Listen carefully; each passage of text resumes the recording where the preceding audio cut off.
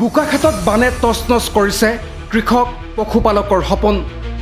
দৈনিক ৩০০ লিটাৰ গাখীৰ উৎপাদনেৰে মৰিয়াহুলত দুগ্ধ বিপ্লৱৰ সূচনা কৰা পশুপালকৰ বৃহৎ ক্ষতি।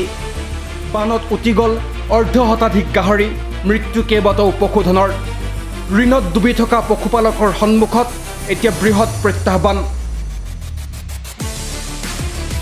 বোকাখাটৰ বান বিধ্বস্ত মৰিয়াহুলৰ চহলা চাপৰিৰ স্বামীনাথ চাহু আৰু পুত্ৰ ৰোহিত চাহুৱে ৯টা বৰ্ষৰ পূৰ্বে স্বাৱলম্বিতাৰ পথ বাছি লৈ মাত্ৰ এজনী জাৰ্চি গৰুৰে দেখিছিল এটা সচ্ছল জীৱনৰ সপোন।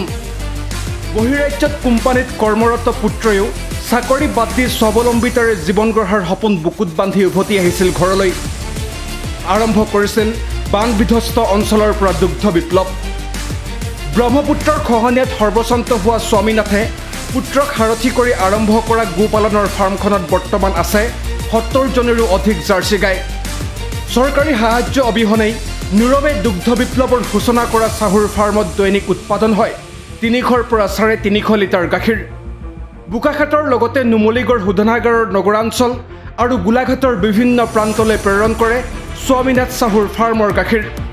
প্ৰতিদিনে বিক্ৰী কৰে প্ৰায় ১৮,০০০ টকাৰ গাখীৰ। শেহতীয়াকৈ ব্যক্তিগত বেংকৰ পৰা ঋণ লৈ এখন গাহৰি ফাৰ্মো তেওঁলোকে সংযোগ কৰি লৈছে। কিন্তু দুৰ্ভাগ্যজনক কথা যে যোৱা কেইটা দিনত হোৱা প্ৰলয়ংকৰী বানে এক প্ৰকাৰ বিধ্বস্ত কৰি পেলালে পৰিয়ালটোক। বানত মৃত্যু হ'ল কেইবাটাও পশুধনৰ। ফাৰ্মখনৰ পৰা বানে উটুৱাই নিলে ঋণ লৈ পোহা অৰ্ধ শতাধিক গাহৰি। নষ্ট হ'ল হাজাৰ হাজাৰ টকাৰ পশুদানা। ইতিমধ্যে বানত আক্ৰান্ত হৈ মুমূৰ্ষু প্ৰায় অধিক সংখ্যক পশুধন। ইফালে পৰ্যাপ্ত খাদ্যৰ অভাৱত আক্ৰান্ত পশুধনৰ পৰা কৰিব পৰা নাই দুগ্ধ উৎপাদনো, পৰিশোধ কৰিব লাগে বেংকৰ ঋণো। এক প্ৰকাৰ বিপদত এতিয়া স্বাৱলম্বী পশুপালক পিতা পুত্ৰ। আজি ধৰি লওক মোৰ ইয়াতে গৰু পোহা ৬-৭ বছৰ হৈ গ'ল। ৬-৭ বছৰত মানে এনেকুৱা বানপানী আমি মানে পোৱা নাই। আৰু এইটো বানপানীটো তাৰমানে পানীটো মানে একে ৰাতিতে মানে বহুত ডাঙৰ হ'ল পানীটো। ৰাতি হোৱাৰ কাৰণে আমি মানে একো বস্তু চপাব নোৱাৰিলোঁ বা একো বস্তু আমি ধৰি লওক এতিয়া মোৰ ধৰি লওক ফাৰ্মত গাহৰি আছিলে, গাহৰিখিনি আমি ধৰি লওক যে আমি যেনেকুৱা মানে একেবাৰে হেৰিকৈ মুকলিকৈ তাৰমানে মেলি থৈছিলোঁ। মেলি থোৱাৰ কাৰণে আমাৰ ওখ ভেটি আছিলে আৰু মানে গঁৰালত ৰাখিবলৈ কাৰণে মই যোৱা বছৰৰ পৰা মানে গাহৰি ফাৰ্ম ষ্টাৰ্ট কৰিছোঁহে।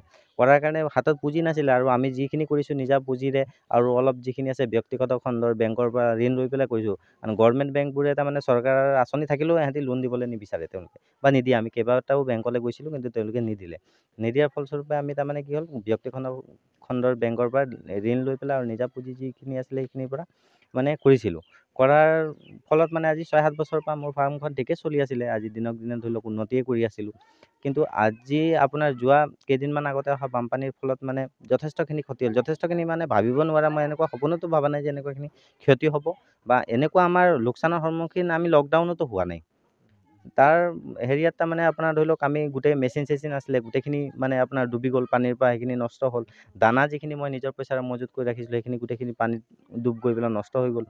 প্লাছ আপোনাৰ গাহৰি আমাৰ যিমান আছিলে, গাহৰি ৰাতি পানী বঢ়াৰ কাৰণে আমি গাহৰিখিনি ৰেস্কিউ কৰিব নোৱাৰিলোঁ আৰু সেইখিনি বান্ধি থোৱা নাছিলে কাৰণে তাৰমানে সেইখিনি পানীত সৰহভাগ পোৱালি তাৰমানে পোৱালি আৰু ডাঙৰ গাহৰি গাভিনী কিছুমান আছিলে সেইখিনি উটি গৈ এতিয়া আমি কিছুমান জেগাত গৈ পেলাই পাইছোঁ সিহঁতৰ মৰা মানে অকল মৰা হেৰিটোহে পাইছোঁ। উল্লেখযোগ্য যে চলিত বৰ্ষতে এই পিতা পুত্ৰ গণৰাজ্য দিৱসত ভাৰত চৰকাৰে নতুন দিল্লীলৈ মাতি নি প্ৰধানমন্ত্ৰী নৰেন্দ্ৰ মোদীয়ে আৰম্ভ কৰা গোকুল মিছন আঁচনিৰ দ্বাৰা জনোৱা হৈছিল বিশেষ সম্বৰ্ধনা। লাভ কৰিছিল অংকুৰিত অসম কৃষি বঁটাও। পিছে বিপদৰ সময়ত এতিয়া এই আদৰ্শ পশুপালকদ্বয়ৰ কাষত উপস্থিত হ'বলৈ আহৰি হোৱা নাই বোকাখাট প্ৰশাসন, জনপ্ৰতিনিধি কিংবা পশু চিকিৎসা বিভাগ। ইতিমধ্যে মুখ্যমন্ত্ৰীলৈ সাহায্য বিচাৰি পত্ৰ প্ৰেৰণ কৰিছে বিপৰ্যস্ত পশুপালকদ্বয়ে। বোকাখাটৰ পৰা পল্লৱ হাজৰিকাৰ ৰিপৰ্ট, আপডেট নাও।